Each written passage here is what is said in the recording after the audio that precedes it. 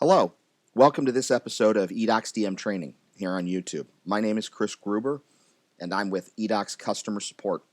And today I'm going to be presenting the eDOCS DM Dynamic Views Configuration Tool, or DVCT for short. Now this presentation is to help you get better acquainted with the DVCT because it's an easy, simple way to configure a dynamic view setup. Now, what we're going to be covering with this presentation is what it is, what it does, and what we can do with it. First, we'll quickly review what the dynamic views feature is. Now, I'm not going to do too much detail on this because we're assuming a certain amount of prior knowledge of this feature on your part, but I did want to touch on it briefly. Next, we'll cover how to download and install the dynamic views configuration tool, which you can download from the OpenText Developer Network section of our Knowledge Center. And then, since it's good to be familiar with the space in which you'll be working, we'll do a quick overview of the interface and we'll go over what makes it different from the alternative way of doing things. And then we'll get to the meat of the presentation, which is how to create, configure, and delete any item in a dynamic view. And at the end, I'll cover a couple of common uses for the tool, including how to use it for troubleshooting. Ready? Excellent. Let's begin. Dynamic views essentially are a set of rules for smart searching documents and presented in a tree view using a hierarchical structure based on lookup data in a DM library. Now what this means is that it creates an easy to navigate way to find your documents using the same metadata categories that you've already saved your documents with. That way, users can more easily and conveniently find the documents they're looking for based on the basic criteria like client, matter, application, document type. And they can find documents, emails, folders they've been working on, including searches for more recent items. Let's say you've been working on the Breckenridge Bank case and you need to get back to the files. Instead of creating a new search from our regular search function, you can click the appropriate node in the dynamic view, and there you are. Let's say primarily you're concentrating on contracts having to do with the Cartwright Building project with Dithers Construction Company. That's easy too. Drill down through the dynamic view to the Dithers client, to the Cartwright Building matter, to the contract document type. And you can subscribe to the matter so you'll always have a quick reference point for all of the material saved with that client and matter. So you won't have to search for it again and again. And if any new material comes in, let's say another team member has been working with the Cartwright Building people. They've signed a new contract. As soon as they save that contract into the DM library, you can go right down to your subscriptions node and it will be reflected in there. Just expand your subscriptions and there it is. Now these can be configured in a custom manner, just in case you want to have some views that have criteria beyond just the 3 or 4 I've been naming. Now think of it like it's an automatic folder structure that gets created as you save documents. Instead of you create individual folders by hand for all the clients and then underneath each of those all of the matters. This does it for you. It's just a matter of saying I want client, I want matter, etc. And it's based on those rules you're defining, which is exactly what the Dynamic Views Configuration Tool is all about. There are 3 main components in a dynamic view setup. We show you in the client software, they show up as expandable nodes. Any of these levels can be subscribed to by users. We have Dynamic View at the very top. It's the top level. It's the reference point for the entire configuration of what we call views. Easy references to documents based on criteria. Kind of like searches, but smarter. Libraries can have more than one dynamic view, each with its own individual configured structure. So this could be really powerful and quite flexible. Next comes the view level. It's a little more specific, and it's one that it was based on lookup data, the categories in the lookup data that you use when you save a document. The most common configuration for dynamic views is using client and matter view levels. And that'll show up hierarchically in the client software, the DM extension software on the user machine, with the matter level underneath the client level. The next level is called an enumeration. Now, this is a level in which you can further filter the search results. Two of the more common enumerations used are the doc type or application. You use doc type, for example, document type. You can choose to see the saved documents of a specific document type under a particular client and matter. There's one more item. It's called a level search. What this is a search item that will return the results based on the current view level. Whatever location in the view structure you are at, a level search will bring you back documents. It does the heavy lifting for you. If you want to review all of the recent emails that are associated with a particular matter, you just have to have the recent emails level search underneath matter, and you'll see it under the individual matters so that it will return just the emails that have been saved recently. The level search feature in DVCT is actually a template. You can configure your own level search, or you can modify one of the ones we already provide.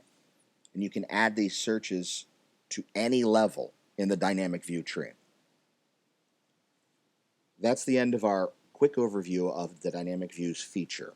If you'd like some more detail on this, perhaps a better introduction, as it were, to dynamic views, we happen to have another video here on our YouTube channel presented by Taylor McMullen. It's called eDOCS DM Training Dynamic Views. Okay, let's get started first by getting the dynamic views configuration tool. We're going to download it and install it. Now, there are a couple of prerequisites. In order to use it, the machine you're installing it on will need to have, at the bare minimum, Microsoft.NET Framework version 4 or higher, and the DM Client API version 5.3.1 or higher, and that would include DM10. The DVCT can be downloaded from the OpenText Knowledge Center under the eDOCS OTDN link. You can also get to the download by searching for Knowledge Base Article 491-76945. And of course, this will require that you already have a valid Knowledge Center account in order to download. Here's the easy part. Once it's been downloaded, to install it, all you have to do is unzip the downloaded file into the location that you prefer. And then you can uninstall it simply by deleting the directory and the files within. To run the application, you just start the dvconfigurationtool.exe, or you can use a shortcut like I have here on my desktop. Makes it just that much easier. The first time that you run this, you'll see a disclaimer, and you have to click Accept and Do Not Display again before clicking OK. You won't see that anymore, of course. Then you'll see the DVCT window with two panes split up. The majority of it is these two panes. On the left is the tree structure. On the right is our detail view. And up top is a toolbar. The tree structure remains empty right now, except for the login node until you have actually logged in. Click the login button in the detail view to bring up the login dialog. You have to select a DM server and library. Then you log in with a Docs Supervisor account. If the server you're looking for isn't listed, you can add it by using the Add Server button. Once you've logged in successfully, the tree view will then populate with appropriate nodes for the library and its dynamic view structures. You will also see any library that has been configured to be a remote library to the library that you logged onto, and your user that you've logged in as also exists in those other libraries as a Docs Supervisor. As you can see from this interface, the Dynamic Views Configuration tool is cleaner, simpler, easier way to configure a dynamic view setup than doing so with the original way of doing it with the DM Webtop. Where the Webtop relies on web pages for configuration, the DVCT uses a tree structure that is pretty similar to how the dynamic view structure will look to the user in the DM extensions interface. To me, and I know I'm not alone, at least I'm sure I'm not alone, as useful as the Webtop is, it just makes a little bit more sense here because we're not dealing with pages, we're dealing with a tree structure for all intents and purposes. Under each of these library nodes, there are two main nodes. You'll see one for dynamic views, which reflects what the client side will see, and one for level searches, which is just your list of level search templates you can assign to different levels. Under the Dynamic Views node, you'll see any existing dynamic view. Underneath that, you'll see any specific languages assigned, as well as the various levels. Now, in the configuration of any component, whether we're on this node, that node, a level search, whatever, there's a Save button at the top in the detail view. And if you make any changes, you have to click Save in order to save those changes. If you don't, well, at least the DVCT will ask you, are you sure, and do you want to save? Now, DVCT gives you the option of exporting and importing a dynamic view structure. This is a very handy feature that can act as a form of backing it up, or if you just simply have a structure that you like with one library and you'd like to apply it to the other libraries. To export, first we click on the dynamic view node that we want, then we select Export from the toolbar, or we can right-click on the node and then choose Export Dynamic View. Then it'll prompt you to choose a location to save that resulting XML file. And if you want, you could also choose to export any level search or all level searches as well. You just right-click the level search node or the specific level search subnode, then choose Export. Like the export of a dynamic view, it'll create an XML file. You might notice there's no option to export a view level, like there is for views or level searches. That's because view levels are already a part of the view and they always get exported. To import the dynamic view configuration file, you could either click the Import button here at the top in the toolbar, or right-click the Dynamic Views node, and then choose to import. You then guide to the XML file, and it imports it. To import a level search, it's the same thing. Just click on the Level Searches node, and you're there. You cannot export or import a level search by clicking on a level search within a dynamic view, however. Okay, now we move on to the heart of the matter. There are three things you can do with each of these components. You can create a new one, configure an existing one, or delete an existing one. Simple, straightforward. To create a new dynamic view, you could either right-click the Dynamic Views node and choose New Dynamic View, or click the node and then the button that says New in the toolbar. Once you've done this, the detail pane will change to show the configuration for the new dynamic view.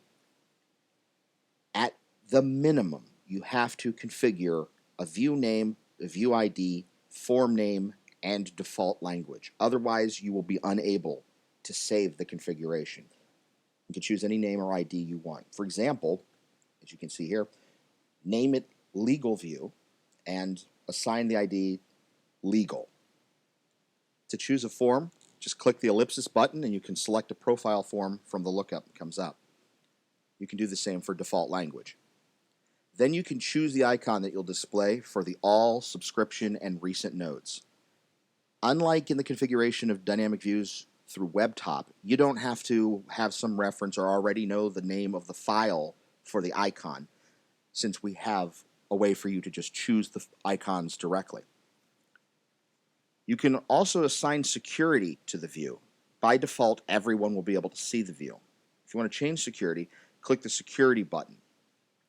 In the resulting security window, you can choose specific users or groups and assign each the rights within the dynamic view. To create a new view level, basically the same thing. You either right-click the dynamic view node and choose New View Level, or click the node and then choose New in the toolbar.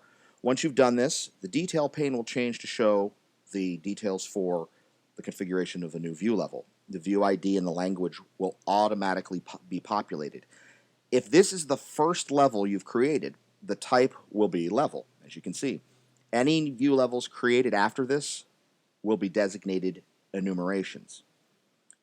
Using the drop-down for column, you choose the column on the profile that you want this level to display.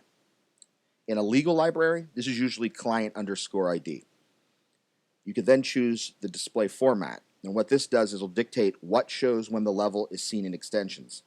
Static text can be placed in that display format, either before, between, or after the field chosen. In this instance, you can see that I've chosen to display the client name rather than the ID. So that's the longer name.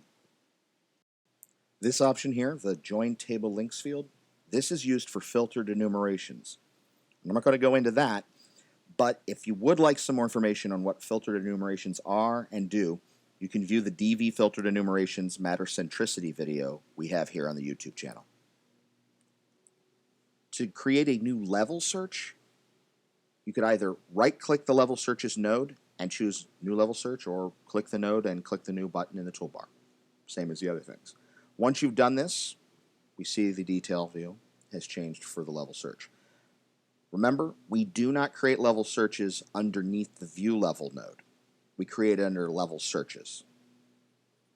And in addition, you can add more languages to the dynamic view, view levels, or level searches. There's a language specified under each individual level, so there's always going to be at least one, but you could add others for different options. And that way you can specify precisely how you want each of those node names to be displayed. Let's move on to configuration. To configure an existing dynamic view, first click on the specific node for the dynamic view itself. The detail pane changes, as you see, to reflect the list of languages configured for it. Expand the dynamic view if you haven't already, then click on a language level. That's where the detail pane will change to show the configuration for the view. From here on out, you can change the nodes that show up under the view in extensions. You can configure nearly anything under this, just like you could when you were configuring, or rather creating the view in the first place. You notice that under every single level in the configuration, there is an item for language. In order to configure those particular levels, you have to first click on the language item before it'll change the configuration side of things. Then you can configure the level. To configure an existing view level, same thing as before. Click on that specific node of that level. You'll see the detail pane change. Expand that view level, and then you'll see the configuration of the view level. Just like with the dynamic view, you can change that configuration just as much as you did when you created it. You cannot, however, change the column, field, or the view ID at this point. Those can only be configured when they're created. Now, to configure an existing level search, you have to click on the specific node for that level search under Level Searches, not a level search that has already been assigned to a level within the dynamic view structure. And just like with the levels in the dynamic view structure, you click on the node, expand, click on the language, and then you can configure it. If you want to reconfigure a level search that has already been assigned to a dynamic view's level, you have to first remove the assigned level search, then go and configure the template over here, and then reassign it. Now, at every level, nearly every level, there is an option for deleting the item. You can choose the item, then click Delete in the toolbar, or right-click the item and choose the Delete option. If you delete an item, it removes the item and everything beneath it. And remember, once it's been deleted, it is gone. For that reason, we recommend exporting a backup of the configuration file before you delete anything. It takes a couple of seconds, and it'll protect you from any accidental removal of anything you meant to keep, or if you changed your mind and you wish you hadn't deleted it in the first place. Say you have a lot of users and they all have individual subscriptions to different levels throughout the dynamic view structure. If you want, you could move all of the user subscriptions to a different dynamic view, or simply copy them to another view. And this can be done easily by just right-clicking on the dynamic views node under the specific view, then choosing Move/Copy All Subscriptions. The right-hand pane will then display the options you have for moving or copying subscriptions. From the drop-down menu, select the dynamic views from which and to which you want to move or copy the subscriptions. Pick your source, pick your destination. And then choose whether you want to move or copy the subscriptions. Once you've clicked OK, it'll attempt to move or copy the subscriptions to the destination. And when that's complete, a dialog will pop up showing you the results. there are two things you should keep in mind. Number one, if a subscription to an item already exists in the destination library, that means there's a duplicate in the source dynamic view, then this process will fail on that item and it'll just move on to the next one. And that's fine. It just simply sees that this already exists. Fine, I'll go to the next. Number two to keep in mind is you can only copy or move subscriptions provided the level structures of both the destination and source dynamic views match. If the source has client matter and document type, but the destination has client matter application, then you could move and copy just fine because the enumerations don't have to match, but the levels do. If you're not using client and matter on one or the other, you're not going to be able to move or copy those subscriptions. And all of this can only be done if all the views are within the same library. And also, you cannot move or copy specific subscriptions. It's all or nothing. Okay, now there's a couple of things I'd like to go over. Some uses for the Dynamic Views Configuration tool. One, which we'll get to in a second, is a way that you can customize your view. The other is an issue that has come up more than a couple of times. It's really easy to diagnose and handle. So let's get to that. If you've added a new view, but then when you go into the extensions, into the client side of things, you don't see any views all of a sudden, that's going to be because you haven't fully configured a dynamic view. If you leave off any required item from any one view, then when a user logs into the client side, the extensions, no views will show. None of them. You could do everything perfect on 10 different views. Leave off one thing, no views will show up. It's kind of picky like that. For example, if you choose to display a node, but you do not assign that node an icon, the node will not show, nor will the dynamic view. If you create a dynamic view, but you don't create at least one level beneath it, it will not display that either. Now, if you want to configure a view, but you don't want to have it available to your users right away, what you can do is configure it completely, but then use security to hide that specific view, and then simply change that whenever you wish to deploy it. The second additional thing I wanted to tell you about is custom node icons. Yes, perhaps you don't like the icons that we're providing with Dynamic Views Configuration Tool, or you have a particular set of icons or a look that you'd prefer for your organization. Customization is part of what makes DM great. So as it turns out, you can employ custom node icons. Just make sure that you've placed them in this correct directory, the same directory as these other icons, and that they match the size and format. And with that, we're done.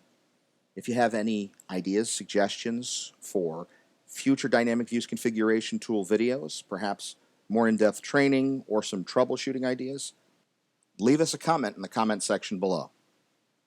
And if you have any questions or need of any further assistance with eDOCS DM, feel free to contact support. We'd be happy to help. Thank you very much for your time, and I hope you found this video useful. And remember, no matter where you go, there you are. Goodbye.